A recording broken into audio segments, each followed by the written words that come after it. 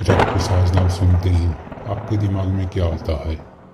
ऐसे लोग जो इंसानों का खून पीते हैं, सूरज की रोशनी से दूर रहते हैं और अंधेरी जगहों में छिपकर जीवन बिताते हैं। बचपन से फिल्मों और कहानियों में हम कुछ ऐसे ही देखते आए हैं, लेकिन क्या सच में ऐसा हो सकता है? अमेरिका के ओरेगन राज्य में रहने वाले कुछ लोगों ने एक दिन पुलिस स्टेशन पहुंचे। वे अपने दोस्त एमिली को लापता होने की रिपोर्ट दर्ज करवाना चाहते थे। उनका कहना था कि एमिली अगले दिन उनके साथ घूमने जाने वाली थी, लेकिन तय समय पर वह उनसे मिल नहीं पाई। पिछले दिनों से उसका फोन बंद आ रहा था। किसी को समझ नहीं आ रहा था कि वह अचानक कहाँ गायब हो गई।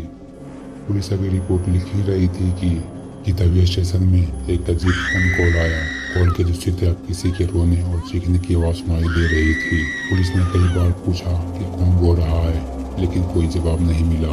आखिरकार उन्होंने उस नंबर को टेस्ट करना शुरू किया और मामले की जांच के लिए निकल पड़े। फोन की लोकेशन टेस्ट करते करते पुलिस शहर से काफी दूर पहुंच गई थी, लेकिन सही जगह का पता नहीं चल पा रहा था। तभी पुलिस वैन में बैठे दो अधिकारी, माइकल और रॉबर्ट, ने सड़क के किनारे किसी को बेहोश पड़ा देखा। दोनों तुरंत गाड़ी से उतरे और उस व्यक्ति की ओर बढ़े। वह कोई और नहीं बल्कि एमिली थी। उसके दोस्तों ने रिपोर्ट के साथ उसकी तस्वीर भी दी थी, इसलिए दोनों अधिकारियों ने उसे तुरंत पहचान लिया। एमिली का शरीर पूरी तरह कमजोर हो चुका था।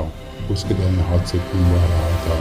दोनों उसे तुरंत हॉस्पिटल ले गए। डॉक्टरों ने जांच के बाद बताया कि पिछले 2 दिनों से उसके शरीर से लगातार खून निकला जा रहा था। इसी वजह से उसकी हालत इतनी खराब हो गई थी। शुरुआत में यह मामला सिर्फ अपहरण और अपराध का लग रहा था, लेकिन फिर डॉक्टरों ने कुछ ऐसी बात बताई जिन्होंने सभी को हैरान कर दिया। एमिली के 3 दांत गायब थे।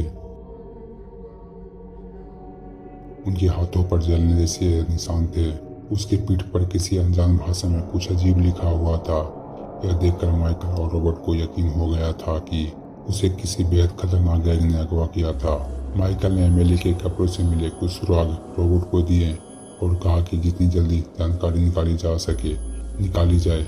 उसके बाद माइकल उसी रात जांच के लिए निकल पड़ा। करीब 1 घंटे की ड्राइव के बाद वह शहर से दूर एक घने जंगल में पहुंच गया। उसे वह जंगल मिल गई जहाँ एमिली मिली थी। वह उसी रास्ते पर आगे बढ़ता गया, लेकिन कुछ देर बाद उसे एहसास हुआ कि वह फिर उसी जगह पहुंच गया है जहां शुरुआत की थी। माइकल को कुछ समझ नहीं आ रहा था आखिरकार उसके साथ क्या हो रहा है। तभी उसने देखा कि कुछ अजीब दिखने वाले लोग उसकी गाड़ी की तरफ बढ़ रहे हैं। उनके कपड़े पर खून के निशान थे और उनके चेहरे बेहद डांटने लग रहे थे। वे धीरे धीरे उनकी तरफ आ रहे थे।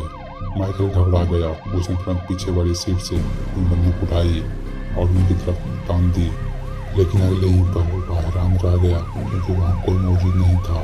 इससे पहले कि वह वहाँ से निकल पाता, उसे बहुत तेज नींद आने लगी। जब उसकी आंखें खुली तो उसने खुद को एक टेबल से बंधा हुआ पाया। उसके हाथ में एक पाइप लगा था जिसके जरिए उसका खून एक बोतल में जमा किया जा रहा था। उसके सामने एक लड़का और एक लड़की बैठी थी। दोनों बिल्कुल समान इंसानों की तरह दिखाई दे रहे थे। वे आपस में बात कर रहे थे और खाना खा रहे थे, लेकिन उनके पास रखी एक बोतल में खून भरा हुआ था और वे बारी बारी से उसे पी रहे थे। यह देखकर माइकल के होश उड़ गए। उसे लगा कि शायद वही लोग इन सब घटनाओं के पीछे हैं। उसने आसपास नजर दौड़ाई तो कमरे में कई अजीब चीजें दिखाई दे रही थी। जमीन पर बहुत सारे दांत बिखरे हुए थे। अब माइकल को काफी कुछ समझ आने लगा था। उसे यकीन हो गया था कि एमिली को भी इन लोगों ने पकड़ा था। रात होते होते उसके शरीर में बिल्कुल ताकत नहीं बची थी, लेकिन उसने हिम्मत नहीं हारी। किसी तरह से अपने हाथों से रस्सी खोली और वहां से भाग निकला। बाहर निकलते ही उसे वहां एक पुराना बूथ दिखाई दिया। उसने तुरंत वहां से पुलिस स्टेशन फोन किया। किस्मत से कॉल रॉबर्ट ने उठाया। माइकल उसे सारी बात बताने की कोशिश कर रहा था, लेकिन रॉबर्ट को उसकी आवाज़ सुनाई नहीं दे रही थी। उसे सिर्फ किसी के रोने और चिल्लाने की आवाज़ें सुनाई दे रही थी। रॉबर्ट ने तुरंत कॉल ट्रेस की और उसके संग निकल पड़ा। कुछ दूर तय करने के बाद उसे माइकल दिखाई दिया। वह उसी जगह बेहोश पड़ा था जहां एमिली मिली थी। रॉबर्ट उसे तुरंत अस्पताल ले गया, लेकिन कुछ ही समय बाद माइकल की मौत हो गई। दूसरी तरफ एमिली भी ज़्यादा दिन जिंदा नहीं रह सकी और खून की कमी के कारण उसने भी दम तोड़ दिया। इन घटनाओं के बाद रॉबर्ट ने इनके इलाके की लगातार जांच शुरू कर दी। कई दिनों की तलाश के बाद उसे जंगल के बीचों बीच एक पुराना कच्चा मकान मिला, जिसके बाहर एक टूटा हुआ फोन बूथ पड़ा था। घर के अंदर कोई मौजूद नहीं था, लेकिन जब रॉबर्ट और उसकी टीम ने वहां की बारीकी से जांच की तो उन्हें कई ऐसे सबूत मिले जिससे पता चल रहा था कि इन सब के पीछे एक गुप्त समूह था। कहा जाता है कि वह समूह इंसानों का खून निकालकर खुद को जिंदा रखने की कोशिश करता था। वे रहस्यमयी तरीके और अंधविश्वासों का सहारा लेते थे और लंबे समय से छिप कर रह रहे थे।